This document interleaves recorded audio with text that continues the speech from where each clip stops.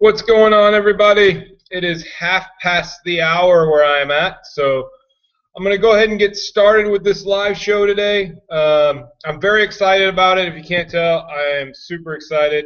I forgot my microphone at the house, so the sound quality might not be quite as well as my couple previous videos, but I'm going to do my best to get you as good a show out as I possibly can.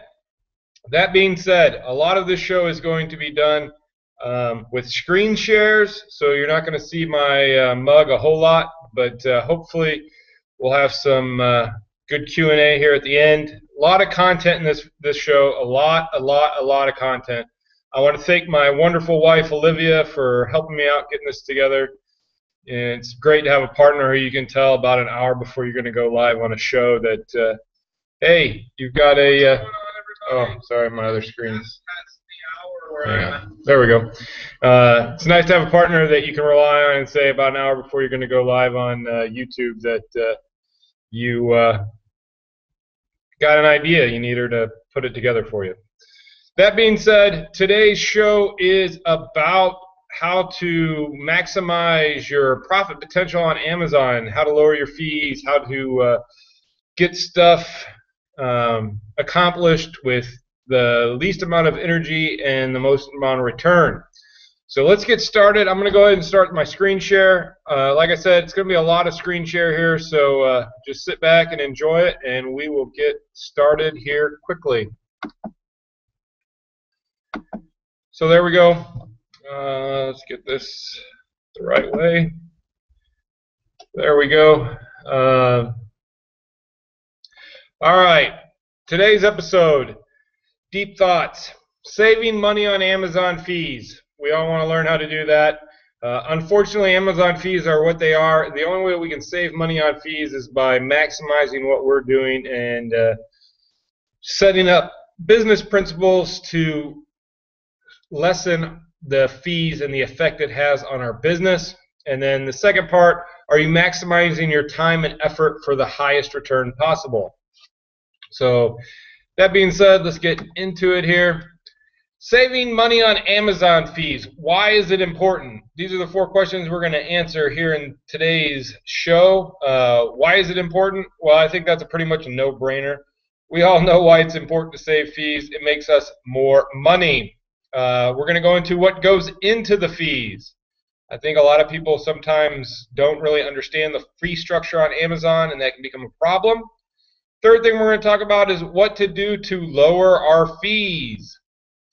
And the fourth thing we're going to talk about is what smaller fees mean to your bottom line. So that being said, let's go into why it's important. This directly impacts your profits. The more money you can put into your pocket, the better off you're going to be. The more successful your business is going to be, and the more likely you are to enjoy the business that you're doing.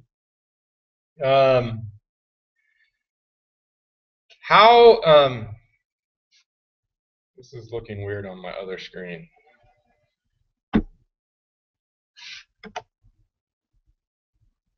Hang on one second. All right, we're just going to go into this. I don't know how it's looking on your guys' screen, but on my screen where it's playing here, it's a little bit different. All right, so directly impact your profits. We all know that that's important. If we can lower our fees, the more money we put in our pocket, the more successful our business is going to be, the more money we can make, and the more things we can buy, and the higher our income can become. Second thing, why is it important? If you can maximize fees, you can maximize profit. Or minimize fees, you can maximize your profit. Basically, if we can figure out ways in which we can create bundles, create multi-packs, price points, different things like that to minimize the fees that we get charged on Amazon, we can maximize our profits. And when we look at an item, we can understand a little bit better about why profits are important. And the third thing is it allows you, the person behind this screen, to control your business, and not Amazon or not some YouTube guru or anybody like that. If you understand how fees impact your business, you are in control. So what goes into your fees on Amazon? First, inbound shipping. A lot of people kind of forget about inbound shipping, but if you're sending stuff in and it costs you $20 to send in a 50-pound box, that's more cost, and that money just doesn't get forgot about. It's there, and you've got to work that into any kind of business plan you're going to set up. 30-day storage fees. This is minimal. I mean, we're talking pennies for a lot of stuff that we're sending into Amazon, so it's not necessarily something that we've got to consider all the time, but it is a fee that we're going to have. Weight handling. What this basically means is that anytime you send something in and Amazon goes to ship it out, the weight handling is how much you are charged to ship that item out to someone else. You have a pull or a pick and pack fee. On media, it's only $1.02, but on everything else you're sending in, depending on if it's oversized or standard size, it's either going to be $2.05 or it's going to be $4.05. Amazon referral fees, that's basically the commission structure that you get charged when you sell an item. Are you guys seeing what I'm seeing on my screen, or because it doesn't look like it on here that you're seeing it? So let me go back in here and fix this. Yeah, you're seeing what I'm seeing. So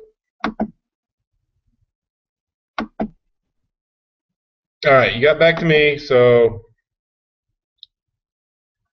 let's go back over here.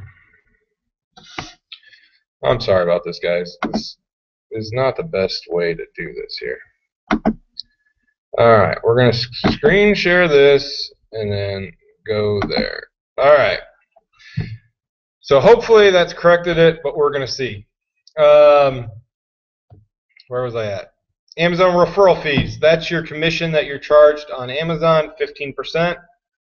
If you're not a professional seller, you have a 99-cent fee on everything you sell. If you are a professional seller, you have $40 a month. And then on media, you have a variable closing fee, and that kind of changes. If you just use the prices that Amazon sets for the shipping credits, you get charged $1.35. If you increase the amount that you're charging for shipping, then that fee also goes up. So now that we understand what kind of fees are involved in Amazon, we go into what can we do to lower our fees.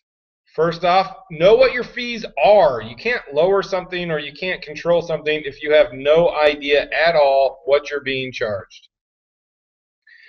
And get to know the Amazon, what you're charging, what Amazon's charging you, how much the fees are, what stuff is.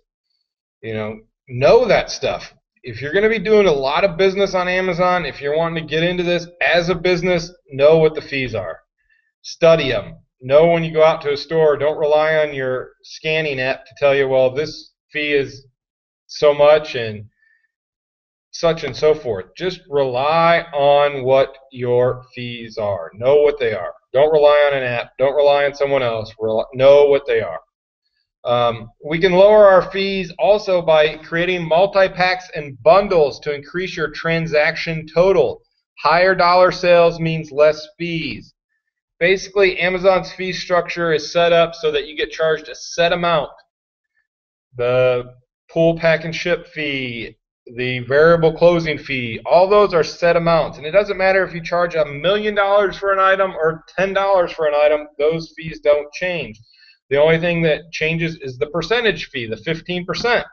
And that pretty much stays the same too. If you're charging $1 million for a product, you're going to get 15%. If you're charging less for a product, it's still going to be 15%. Another way we can lower our fee is to focus on that $35 price point. I've really found that if we're focusing on the $35 price point, that what we're doing, the money that we're making, and the amount of fees we're paying goes down considerably. And you'll see a great example of that in some of these slides I'm showing you here in a little bit.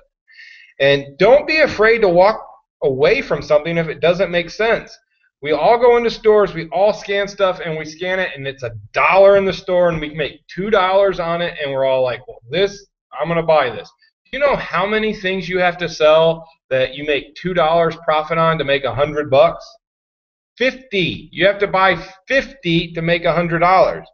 If you focus on that $35 price point, you can really get that down. And, if you're paying $10, you're selling it for $35, you're making $12, $13 on every item, you can get it down to where you're only having to buy 8 things instead of 50. So I think it's key to lowering your fees on Amazon is not to be afraid to walk away from something if it doesn't make sense to the business model in which you want to create. All right, what to do to lower fees?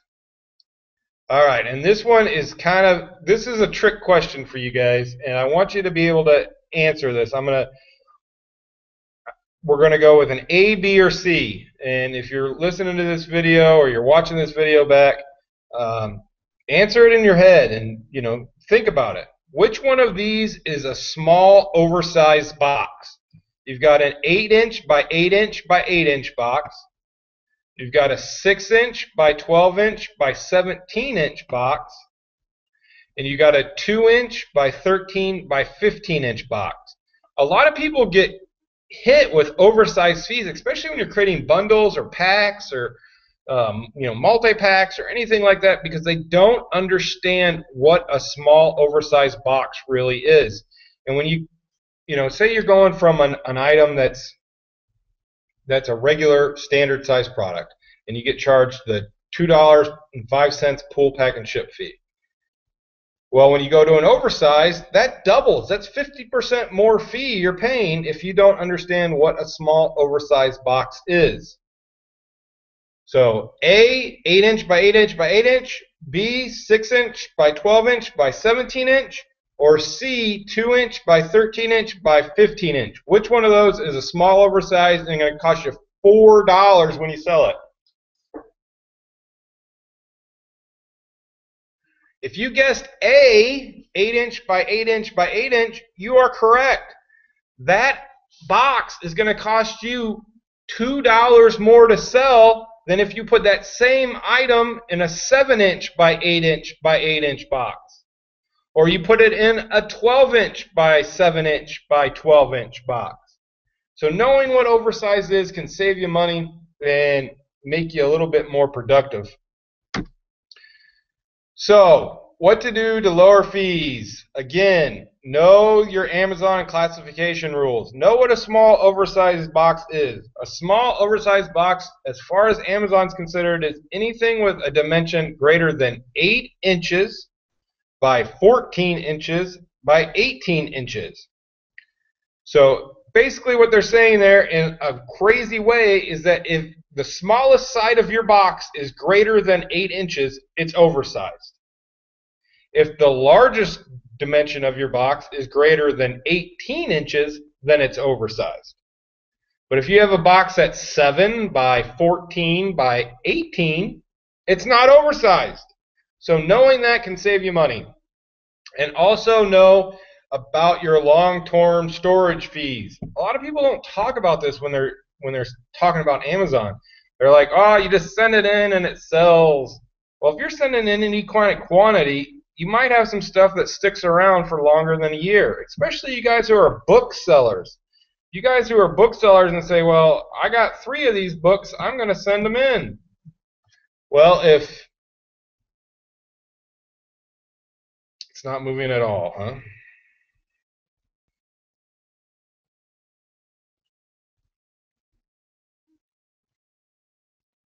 Alright, let me see if I can fix this. Olivia just texted me and said it's not working at all.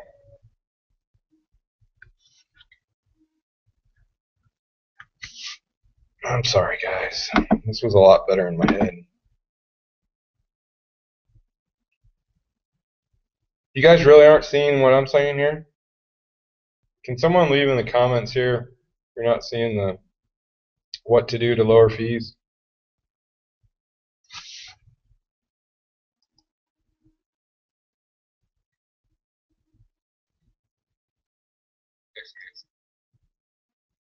All right, there it is. I'm seeing what you're seeing. I don't know what you're talking about. Anyways. All right, let's get back to it. You get charged if long-term storage fees. If you have one item in the warehouse in any SKU, you don't get charged any long-term storage fees. Nothing. Doesn't cost you anything at all to have one item, one SKU with one item in it. You can have 100 SKUs with one item. You're never going to be charged a long-term storage fee.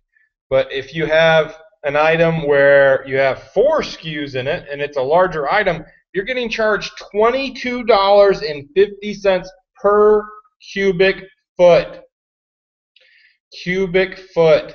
That is a lot of what we're talking about. You know, all these little things we can do to lower that fee structure that we're having is going to be important in the long run of what we're doing in our business. So let's look at this just as some examples here. Smaller fees mean what does smaller fees mean to your bottom line? So let's say we're selling a non-media widget. Let's just say it's in kitchen or home or something like that, and it weighs 1 pound. 1 pound, and it's a standard size item. And you sell that item for $12.49. $12.49. So you sell that item for $12.49, and your Amazon fees are going to be $5.46. $5.46 plus inbound shipping. So if it's a 1 pound, say it costs you 50 cents a pound to send it in, you're going to have basically $6 wrapped into that, and you're going to have 43% of the total amount you sold that product for, that widget, go to Amazon. 43%. And then if you bought that item for a couple bucks, yeah, you're going to make $3 or $4, but 43% of the money you make goes to Amazon. So let's say we increase our average sales price. Let's say we just increase it to $24.99. So our fees go from $5.46. They go up to $6.49. We've almost doubled our price, but we've barely even affected our fee. So by raising our average sales price from $12.50 to $25, we are now only paying 25% in fees. 25%. It's a lot better. A lot better. So let's say we raise it to that magic $35, where Amazon Prime members get free shipping and everyone else gets free Super Saver shipping. Well, your fees on that are $7.82, or only 22% in fees. So as you see, as we raise our price, we raise the price that we're charging for an item, the more money we can potentially make on every item we sell. So we want to focus on that sales price, the amount that we're charging for every item we sell. So let's do that same comparison, but let's look at a box that was the 8x8x8 box that we talked about in the oversized deal. And it weighs 2 pounds. Again, a non-media widget, so it's just something that's selling in the kitchen or home or somewhere like that. And now,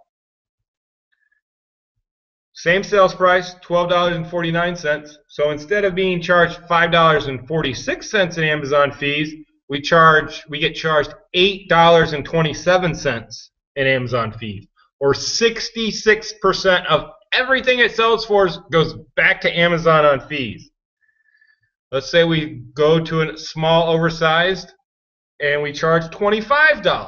So instead of being charged $6.49 in fees, we get charged $10.15 in fees, or 41%. Let's say we go up to that $35, $11.65 in fees versus $7.82 with just a standard size product, or 33% in fees. So as you can see what I was talking about earlier with the large or small oversized, that 8x8 box, that one, that box that is just not really something that many of us would consider to be oversized, but Amazon considers it to be oversized, and how that can affect the amount of money you get to put in your pocket. If you put that same product in a 7x8x8 box, you're back to the other fee structure. You're back to, $7.82 at that $35 level versus $11.65. So let's go down here to the next slide. What do smaller fees mean to your bottom line? Lowering your fees by 5% could mean if you sell $1,000 worth of product every month, it's just $50. If you're only selling $1,000 a month, $50 could be a lot of money. If you're selling $10,000 a month, by lowering your fees just by 5%, so just lowering it 5% is all I'm talking about. 5%. If we look at what the levels went from, the $12.49 level to that $25 level, I mean, that's like 20%. But we're just talking about 5%. If we could just lower them by 5%. If we sell $10,000 worth of stuff, we're going to put $500 more in our pocket. And if we can sell $35,000 worth of stuff, it's $1,750 profit. So as we can see, as we get bigger, as we're growing, if we're concentrating and focusing on lowering the amount that we're paying a percentage in fees, the more money we can put in pocket, the more successful we can be. Minimizing profits or minimizing fees can maximize your profits. If you know the who, what, why, where, how, all that stuff about the fee structure, you can make this work for you. You can make it work for you because you can put money in your pocket by doing little things different, like putting a multi-pack in a 7x8x8 box, or putting two products that you're selling for $12, putting them together and selling them for $25. All those little things we can do can definitely increase the amount of money that we're putting into our pocket. All right. So now that we've maximized the fees, how we can use the fees for us, let's compare two different business models. How do they source? How do they prep? Is it oversized? Does it sell fast? What's the rank? All that stuff. Let's compare two different business models and see how they end up at the end of a month. The first business model we're going to do is this guy here, business model number 1. He buys everything but the kitchen sink. How's he sourced? He buys anything, anywhere, everywhere, garage sales, estate sales, Walmart, flea markets, wherever he can find stuff. If it makes money, he puts it in his cart. What about prep time? Doesn't that guy spend a lot of prep time? Well, probably, because he's not really focused on effort versus return. He's focused more on, does this make a profit? Same thing with oversized. He's not really concerned if it's oversized. Some of it maybe, some of it's not. If it shows profit on my Profit Bandit, I'm buying the damn thing. And what's the sell-through rate? Well, that's an unknown quantity too, because all you're looking at is your smartphone, and it doesn't tell you that this sells 5 a day or 3 a day. It just says the rank is this. And if you're a new guy, which probably this business model pertains to as a little bit more of the new guy, this is how you probably started. You just went out, sourced everywhere. You didn't care about prep time. You didn't really care if it was oversized. You didn't care if it sold through or how fast it would sell through or what the rank was. Maybe you looked at the rank and you had an idea of what kind of parameters you wanted for rank, but you didn't really understand, how many you would sell a day. So let's look at business model 1 and his results. This seller is more than likely a new seller, like I said. I mean, most of the people who are going to be watching this and have gotten this far with my ramblings about math and, all this crap probably aren't a new seller. But let's look at what the new guy does. He's averaging a sales price of $14. So he's averaging $14 sale price, and that makes his fees around 38%. He's going to have a mix of oversized, he's going to have a mix of regular products, but his fees are going to be right around 38%. So if he sells $1,000 in a month, his payout's going to be about $680. less the cost of goods, less the prep, less the inbound shipping. So let's use the 3 times rule. And let's say if he's selling an average price of $14, he's buying most of his stuff for $4.66. So he's having to sell 71 items to make $1,000. So $331 in cost of goods.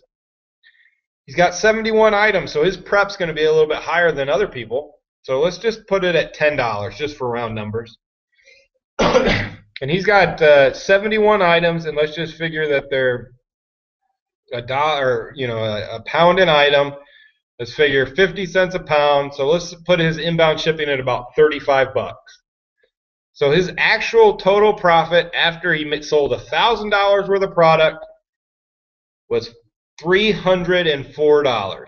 He had to prep 71 items to make 304 bucks. And that's if we're assuming everything sells through in a short period of time, which we all know it doesn't. But let's just assume that for these business practices. So let's go down to the next slide.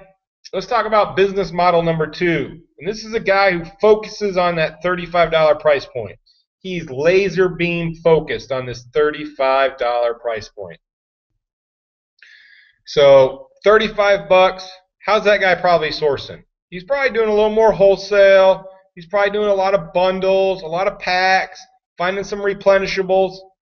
That's kind of what his business model is. He's out, he's figured it out. He's not, he's got some wholesale accounts. He's creating some multi-packs, doing that type of stuff. What's the prep time? It's focused. He's knowing every day what he's got to do. He's based all of his prep on a buying plan.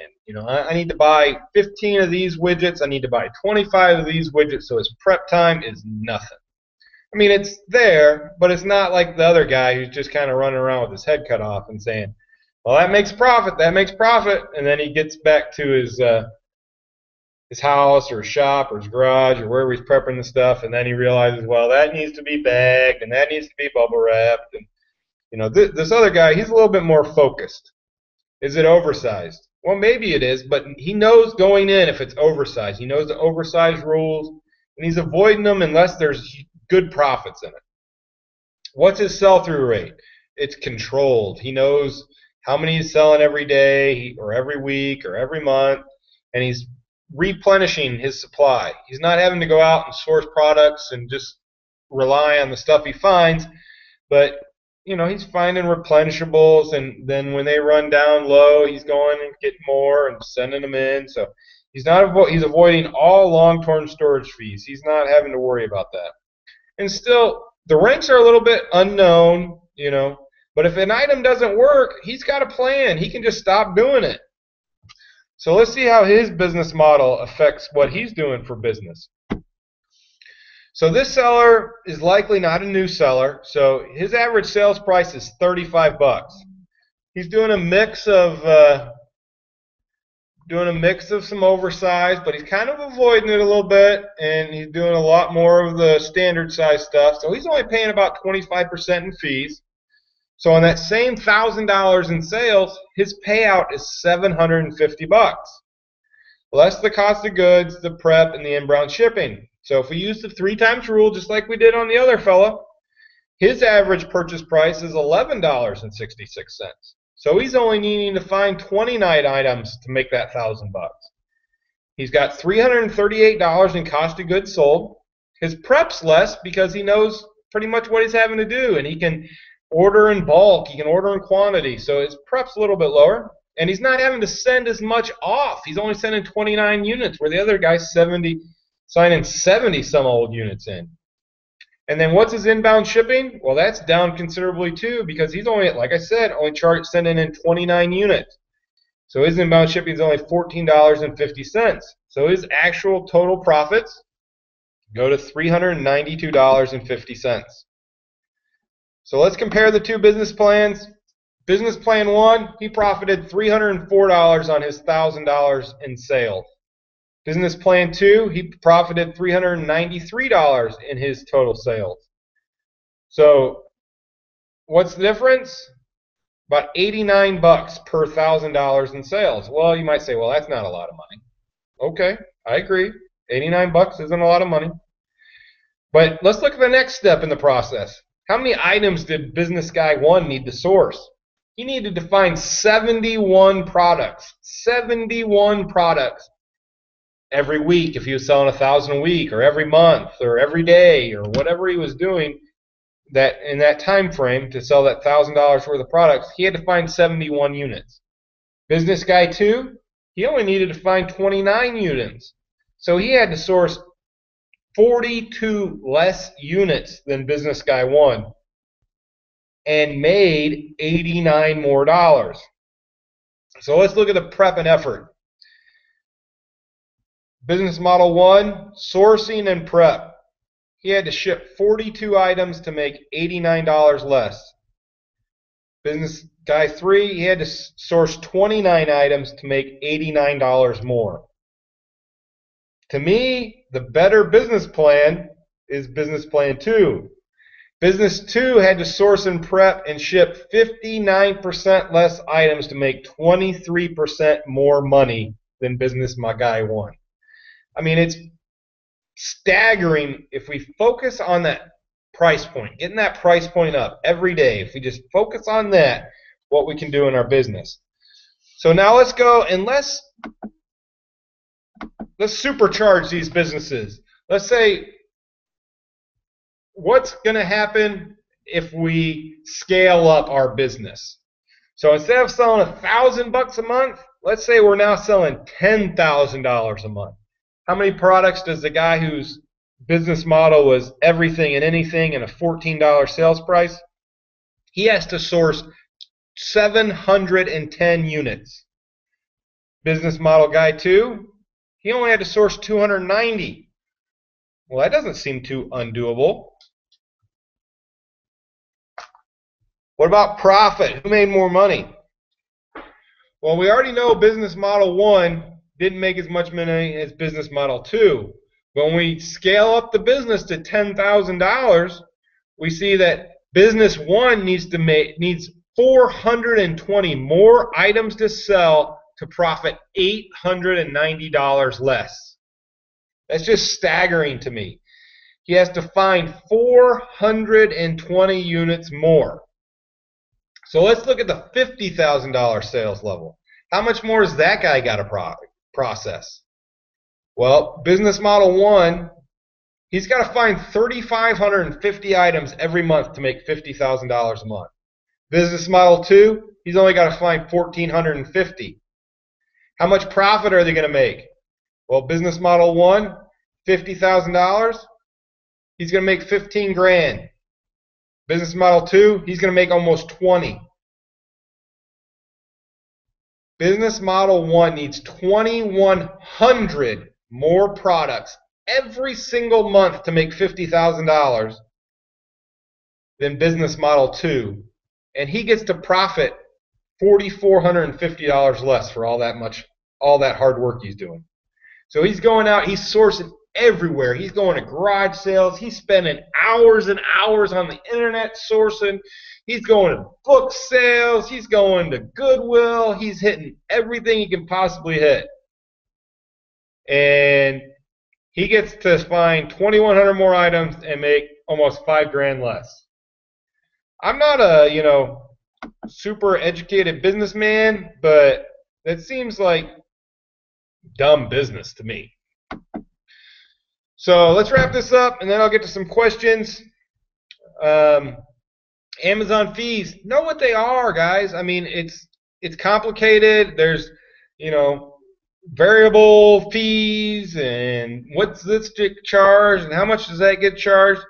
But it's your business. It's not, just something you're doing for fun. You're a business. Know the rules, know the problems, know the fees. And then ask yourself a simple question. What kind of business do you want to be? What do you want to grow into? What kind of business do you want to have? For me, as I've said many times before, let me get this on to me so I can talk to you man to man or woman to man or whatever we're doing here. All right.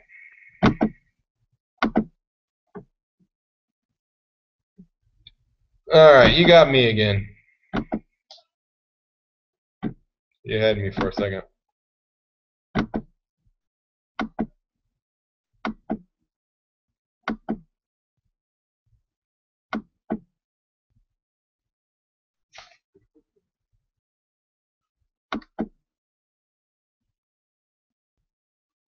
All right, there we are. You got me again.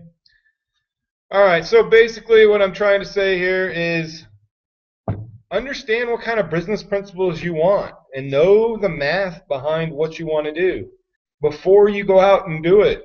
I mean, guys, I'm not telling you this because I think I'm the smartest guy in the world. I'm telling you this because I made these mistakes. These are the mistakes I made. And you can go out there and you can find things that you can buy for 50 cents, a dollar, whatever you want to do, and they sell for 8, 9, 10 bucks. And those things are great. But you got to sell in such quantity. You got to source in such quantity. You got to ship in such quantity. You got to, prep in such quantity that it doesn't make a whole lot of sense for a one-man operation. If you've got 50 guys working behind you and all they're doing is prepping crap and all you're doing is buying and you're loading it up and every week you're sending off a truckload of stuff to Amazon, if you want to make $4 or $5 an item, that makes sense. But for most people who are watching my videos or checking me out on YouTube, that's not who you are. That's not what you're doing. So look at the business model. Put it down on paper. Put what your plan is on paper and say, if I do this, if I accomplish everything I want to accomplish, what am I going to have at the end? And look at it with, a real sense of purpose, because this is your business. This is everything that you're talking about, you're trying to accomplish. I mean, it's just amazing to me to think how many people are out there who are saying, go out and go to dollar stores, go to Walmart, and just buy whatever you want to buy and ship it in Amazon and it all sells and you'll make money. And great. Yeah, you'll make money. A trained monkey can make money on Amazon FBA. But do you want your business to run you, or do you want to run your business? And to run your business, you have to look at business principles and put them into practice and see what they're all about. Because that's what we do. If we sit here all day and we say, well, we're just gonna go about what we're doing and whatever. And at the end of the day, we see how much money we have left, and, well, that's good. Well, if that's what you want to do, then I'm probably not the guy for you, because that's not what I think is the right way to go. I think that you sit down and you say, I need to average this much per item. I need to sell this many items to make this amount of money. And this is how you do it. You look at it. So let's get into some questions here before I call it a day. This didn't go as long as I thought, even with all of the missteps. Probably what I'm going to do, instead of putting this video up, I'm just going to do a screen share type deal with the same content and put it up as a separate video and take this one down after we're done here. But all right, let's get in here. Good content really gives us a great way to analyze our business. Picking up the pace. Yeah, I mean, you've got to look at your business. You got to look at everything you're doing, because if you're not, you're just one of the other guys. I mean, I love people on YouTube who do, look at my haul, and then when they're done with their haul, it's 6 months later and it's still sitting there. You got to have a way to process it. You got to look at the big picture. Everything you're doing fits into a plan. And if you don't have a plan, you're freaking done. Hey, Dallas, are you risk adverse? Are there any categories that you're less likely to get into because of whatever risk factor? I know health and personal care is a hot topic due to suspensions and etc. Well, that's a good question. I'm not a big book seller. It doesn't fit into my business model. I don't find enough textbooks and high-quality nonfiction books to help me sustain my $35 price point I'm trying to get, so I kind of stay away from that. I don't sell VHS. I know a lot of people sell VHS, but I sold a bunch of VHS about a year ago, and I had like 17 or 18% return rate, and it just didn't make sense for my business plan. Um, I sell video games. I sell a few DVDs, but not a ton. Mainly, I'm focused on toys, grocery, and home and kitchen. Those are my three top categories.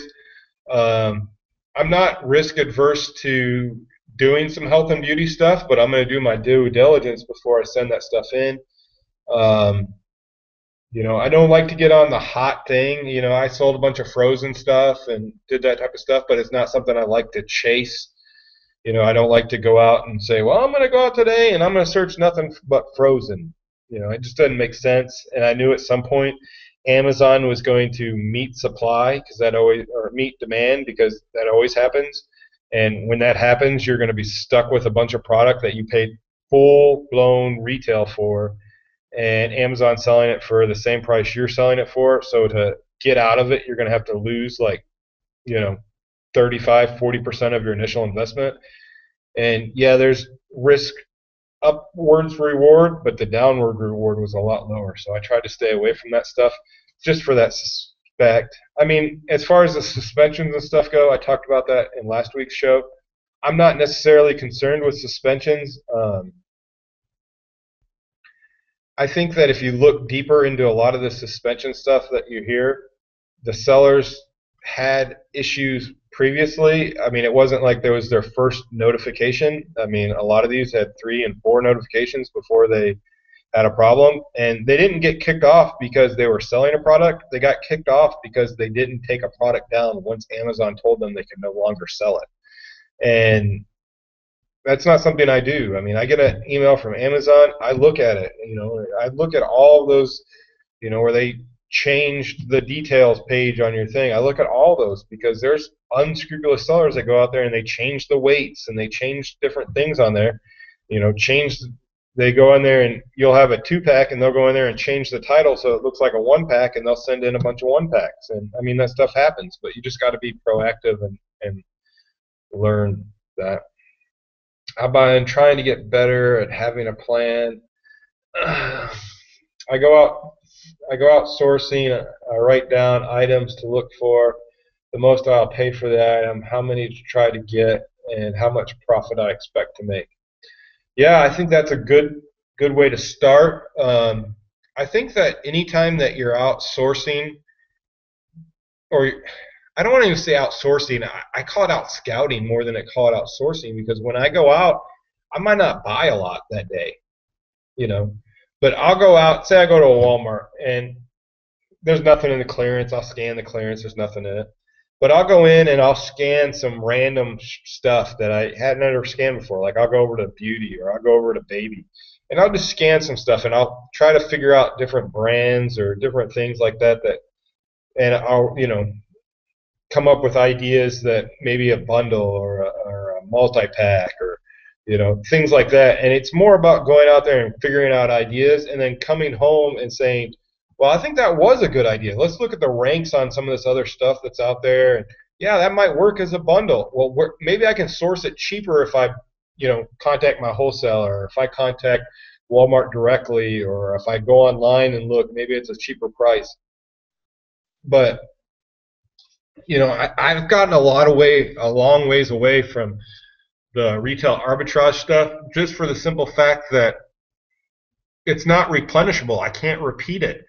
If it's successful, I'm done. After I sell out, I'm done. It doesn't matter if it's successful or it's not successful. That once I sell all the products that I sold, I can't go buy more, and I want to be able to buy more. And so I'm getting more into things that I can replenish, or that even if there's stuff on Amazon right now that you can buy at full-blown retail and sell, but at some point somebody's going to come in there and say, well, I don't need to make $8.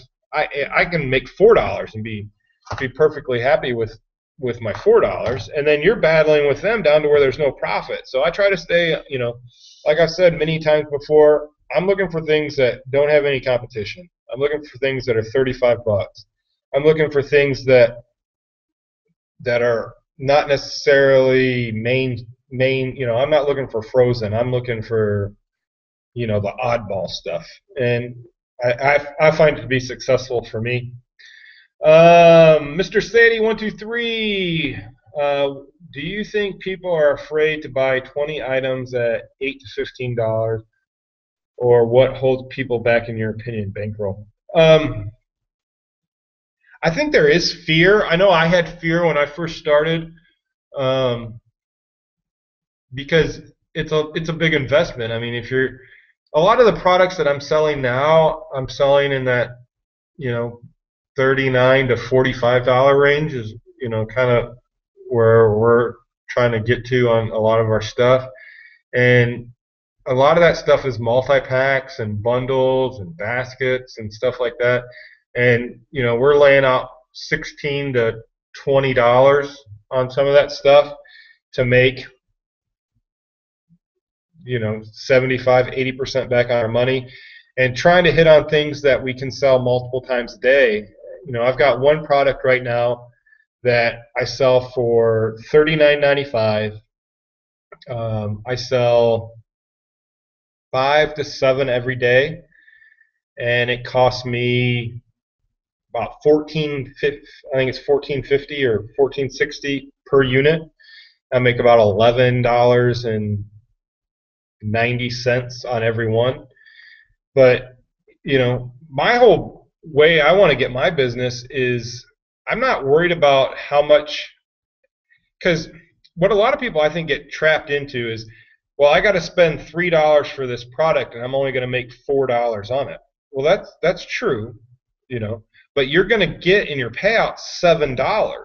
So if you spent $3, you make $4. Well, if you can respend that $3 and make another $4, and then respend that same $3 and make another $4, and respend that same $3, well, at the end of the day, you're just keep spending the same $3 over. And I think that's what a lot of things on multi-packs and replenishables that people forget is they're like, well, I'm only making $10 on this, and it's costing me $13 to buy it. Well, yeah, but you're getting that $13 back too. It's not like that just goes away. I mean, you're getting $23 back as your payout, and you can go out and spend that same $10 over and over and over and over to make $14. I mean, that makes sense to me. But I think a lot of people do get tracked in their mind saying, well, I don't know if it's going to work. I'm timid or I'm afraid. I think that if you believe in something, if you think something's going to work, and it's something that's never been in market before, let's say it's a product that it's a bundle that you want to put together and you think people are going to buy it, and it costs you $10 to do it. I think the best way to do that is to buy 4. Get 4 of whatever you're going to do. Say you want to do a bundle and you want to put this camera with a pack of sticky notes and I don't know, whatever else you want to put. And this is going to cost you $10 to put together, and you're going to sell it for $30. Well, spend $40, buy 4 of them, and send in 4. And if those 4 sell, your payout's going to be about $80 on the 4 you sent in. Take that $80 and buy 8,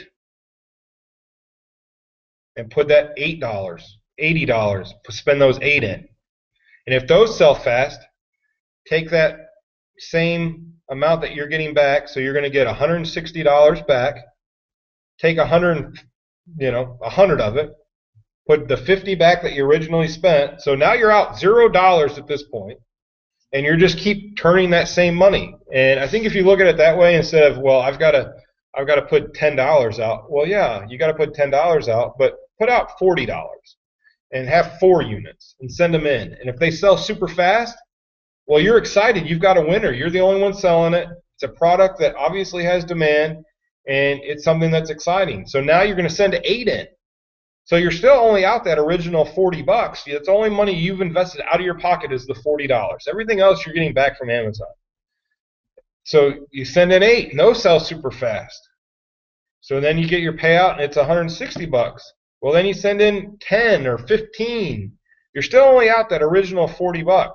And I think that's a good way of looking at it versus saying, well, I got to go out of my pocket to go buy, I got to pull $200 out of my pocket to buy 10 of these $20 items. Hope that made sense. It's kind of a little weird saying there. It seems Amazon is cracking down on a lot of products and categories, frozen, sanitary lotion for some reason.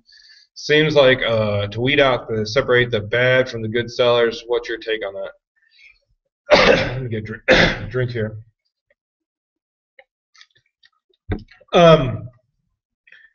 I don't know. I mean, Amazon purges sellers all the time. And I think what happened was Amazon got some bad press about selling over-the-counter medication.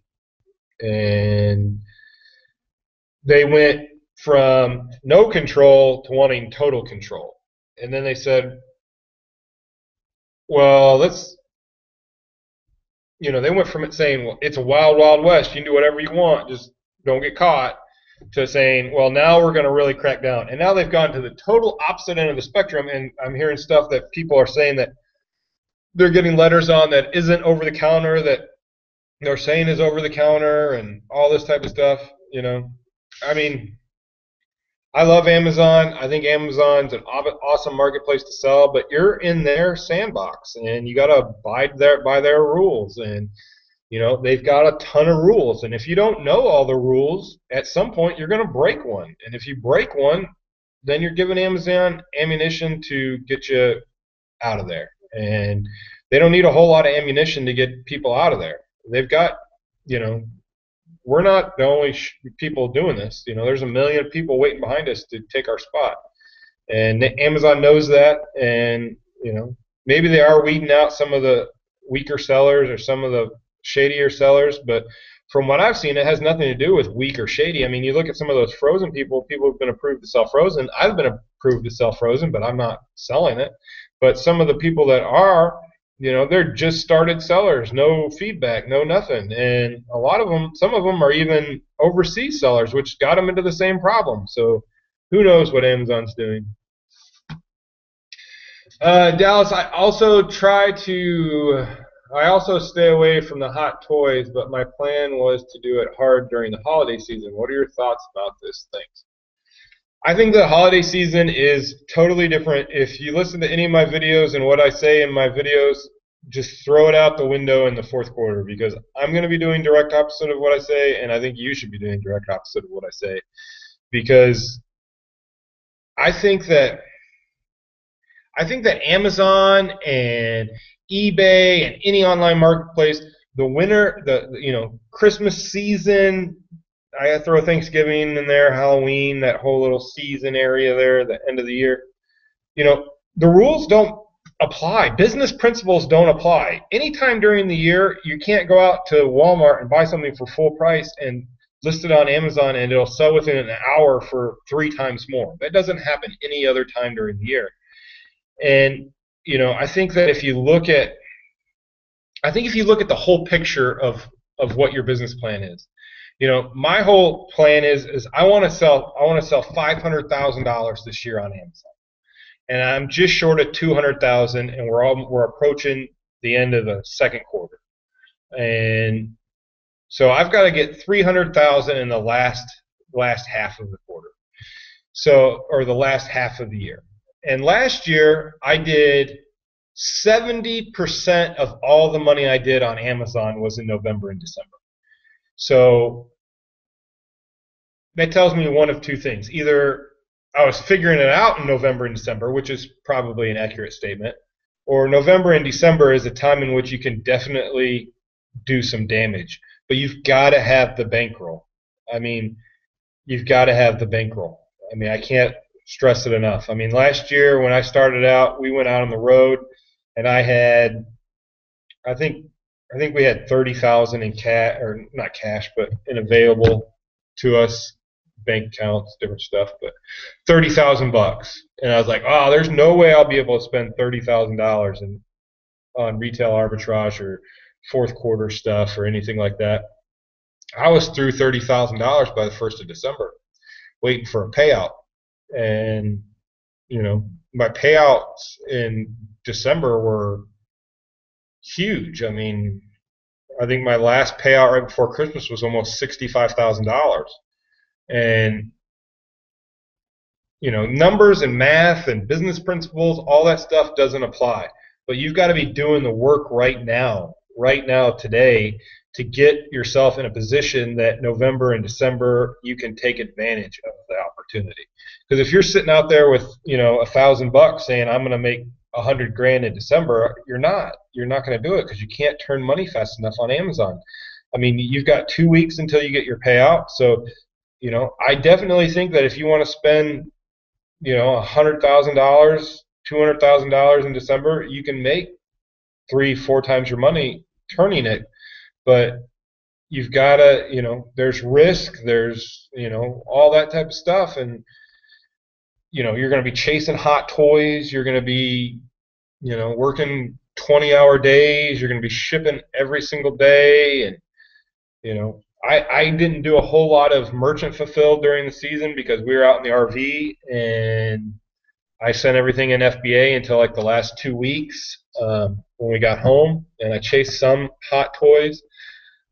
But I mean, I think it's a mix of things. You've got to right now. You've got to get ready and get prepared for what's coming. And a lot of people say, well, just you can buy right now. You can buy toys. Well, last year this time I was getting ready for school supply season, and Despicable Me was the hottest thing in the world. I mean, the Despicable Me lunch boxes, the Despicable Me backpacks, all that type of stuff was hot. I mean, you could go to Target or Walmart and Toys R Us and buy these Despicable Me lunch boxes and stuff and flip them for 3-4 times your money on Amazon without a problem. I mean, you'd sell 4 or 5 a day.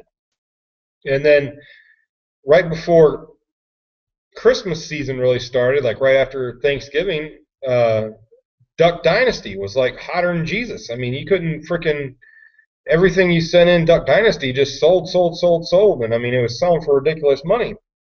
And then next thing that came along was the Doc McStuffin stuff. And I mean, Doc McStuffin just went crazy. And so you're chasing Doc McStuffin. And by the time the 10th or 15th of December rolled around, you couldn't give away Despicable Me. You couldn't give away Duck Dynasty. You couldn't give away the Doc McStuffin after that whole fiasco with the check-in center and all that type of stuff. And I just think it's too, there's toys that are always popular, Lego sets, Star Wars, stuff like that. But it's tough to say what, I'm the only thing I've bought so far this year that I've really stocked up on are Lego sets and Furbies.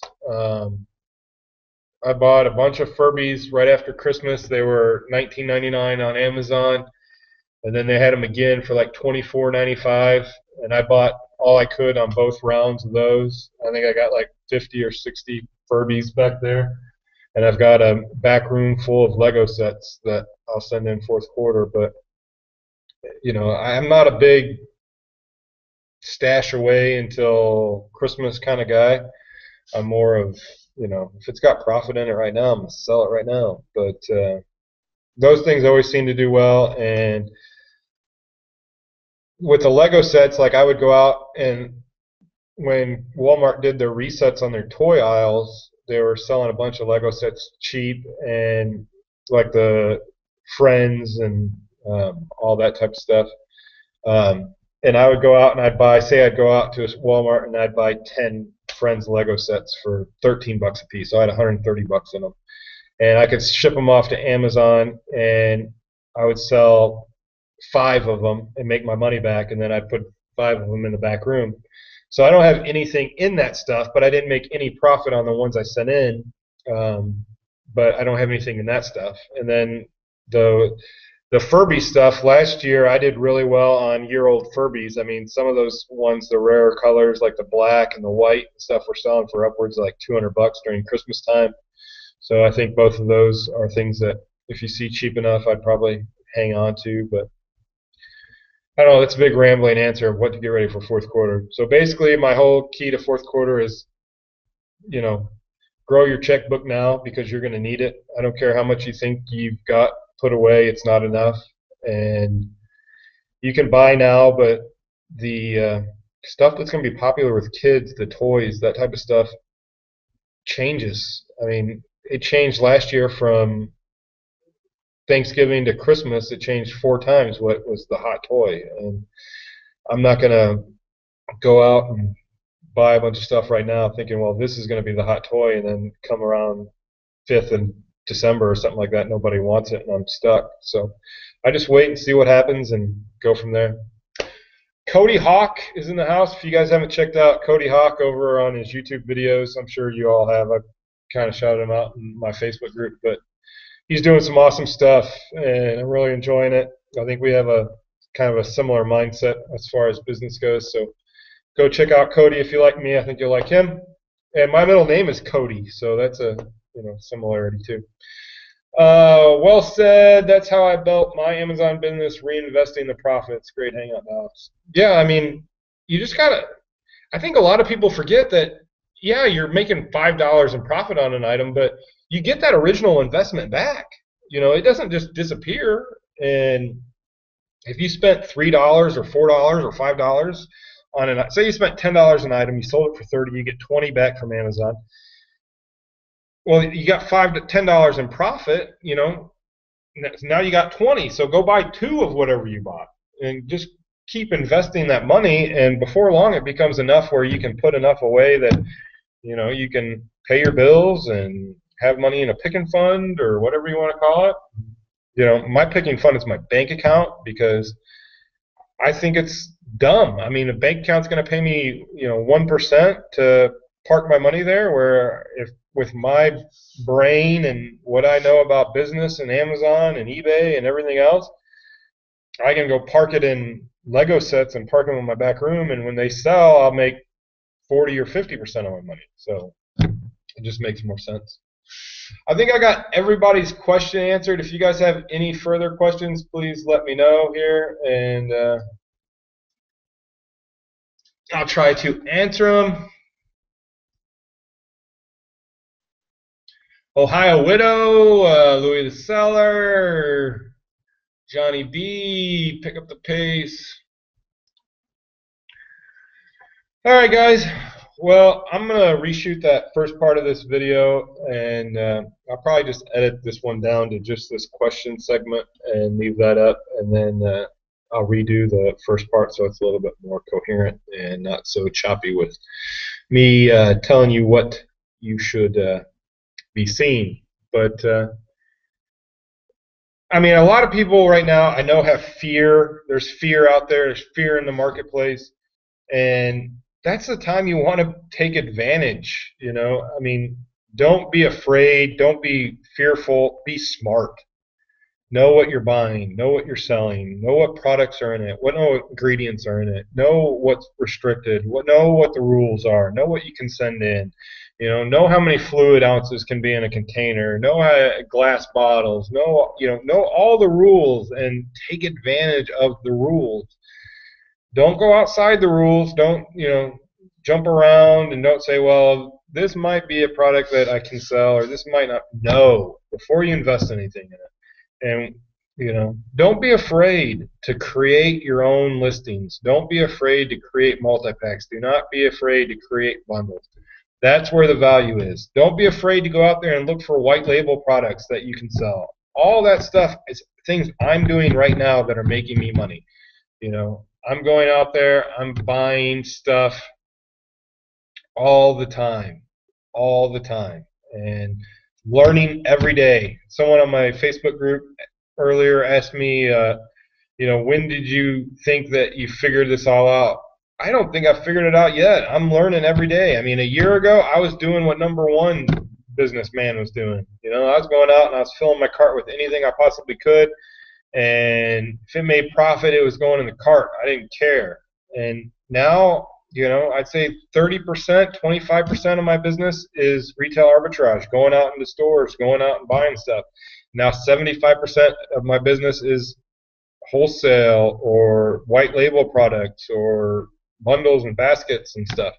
I mean, all that type of stuff is important, and you've got to grow as a business. Don't be afraid to blow up what you're doing and start over if it's not working.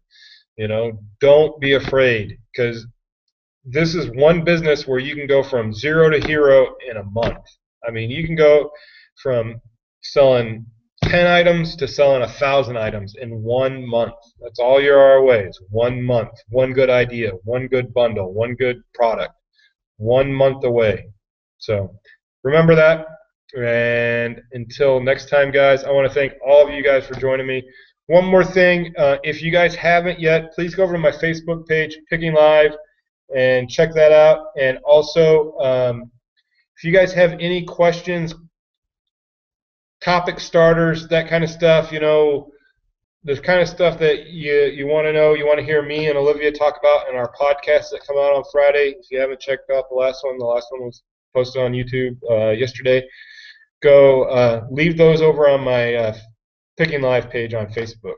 Conversation starters, anything you want to know, we're going to just put them in a basket back here, and we're going to dig out 3 or 4 every podcast and just spur of the moment answer them, and you'll get both of our point of views. And I appreciate all of you guys. I think I'm getting close to 4,000 subscribers and 1,000 over on Facebook. So just keep it coming, guys. I appreciate all of you. And until next time, guys, thanks a lot.